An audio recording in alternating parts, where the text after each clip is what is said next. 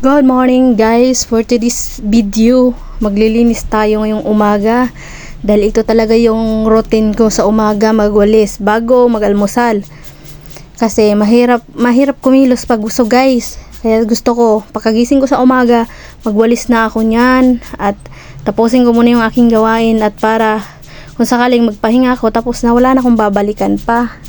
Katulad nung ex ba, pag iniwan ka na wag mo nang balikan. Okay?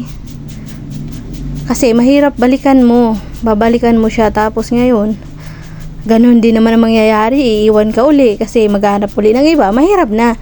Kaya kayo, huwag yung balikan yung mga taong hindi na para sa atin. Charot. Yan guys, ganyan talaga guys yung routine ko sa umaga. So hirap ako mag-almusal kung madumi pa yung aking bakuran. Kaya yun, pagkagising ko talaga sa umaga, ito yung aking gawain at manatili tayong malinis kasi napakadaming plastic ngayon. Sa panahon ngayon, naglalakad na yung mga plastic, napakadami dyan sa kalsada, nakikita ko lagi, araw-araw nakikita ko yung mga plastic. Diyos ko, bit-bit ng mga tao. Kaya nga tingin ko sa mga tao, plastic na rin, haha.